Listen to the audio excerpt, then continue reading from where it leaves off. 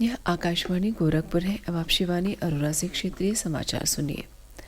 सर्वोच्च न्यायालय ने संभल की स्थानीय अदालत से कहा है कि वह चंदौसी में शाही जामा मस्जिद के खिलाफ मुकदमे की सुनवाई तब तक न करे जब तक कि सर्वेक्षण आदेश के खिलाफ मस्जिद समिति की याचिका की इलाहाबाद उच्च न्यायालय में सुनवाई नहीं हो जाती।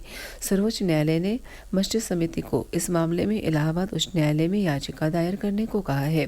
न्यायालय ने यह भी निर्देश दिया है कि मस्जिद का सर्वेक्षण करने वाले एडवोकेट कमिश्नर की रिपोर्ट को सील बंद लिफाफे में रखा जाए और इसे बीच में न खोला जाए। न्यायालय मस्जिद समिति द्वारा दायर याचिका पर सुनवाई कर रहा था, जिसमें 19 नवंबर को पारित स्थानीय न्यायालय के आदेश को चुनौती दी गई है। स्थानीय न्यायालय ने एडवोकेट कमिश्नर को मस्जिद का सर्वेक्षण करने का निर्देश दिया था। केंद्रीय मंत्री सत्यपाल सिंह बघेल ने प्रदेश के संभल में हिंसा सहित अन्य मुद्दों पर संसद में व्यवधान उत्पन्न करने के लिए आज विपक्ष पर सवाल उठाए। संसद के बाहर उन्होंने कहा कि सर्वेक्षण दल अदालत के आदेश पर मस्जिद पहुंचा, लेकिन शरारती तत्वों ने उस पर और पुलिस पर हमला किया। श्री बघेल ने कहा कि इस मामले की जांच के लिए समिति गठित की गई है।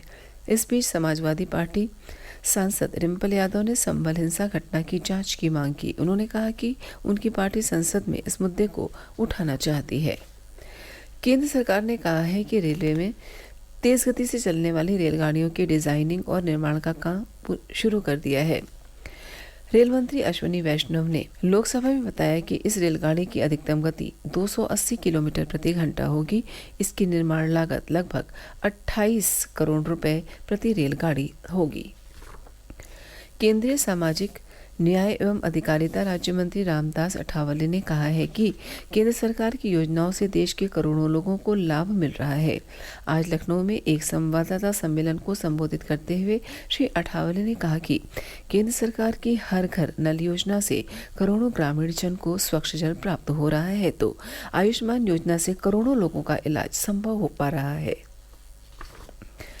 विश्वविद्यालय अनुदान आयोग जल्द ही स्नातक छात्रों के लिए डिग्री पाठ्यक्रमों की अवधि कम करने या उसे बढ़ाने का विकल्प प्रदान करेगा।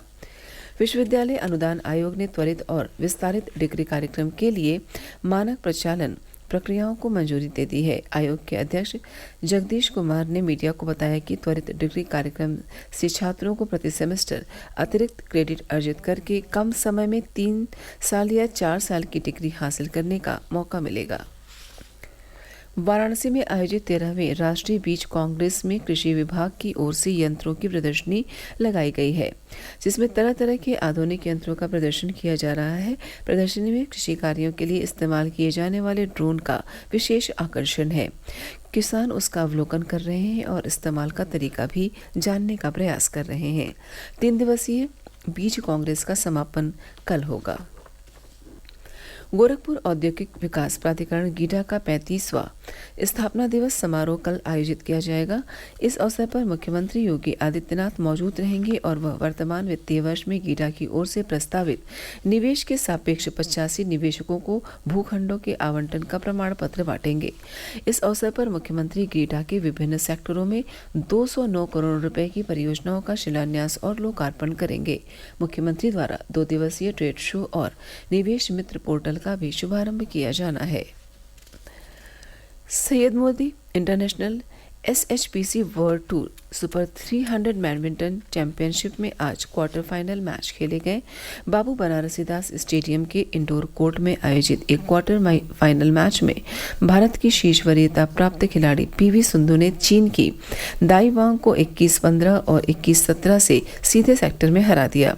पुरुष एकल में लक्ष्य सेन ने मीराबा लियू वांग मैसनब को 21-8 और 21-19 से हराकर सेमीफाइनल में प्रवेश किया। नौनिहालों को कुपोषण से मुक्त रखने के लिए वाराणसी में 4 दिसंबर से विटामिन ए संपूर्ण कार्यक्रम बाल स्वास्थ्य पोषण माह की शुरुआत की जाएगी। यह कार्यक्रम 3 जनवरी तक चलेगा।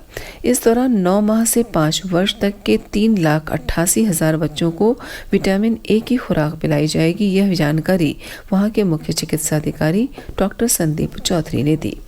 समाचार समाप्त हुए। नमस्कार।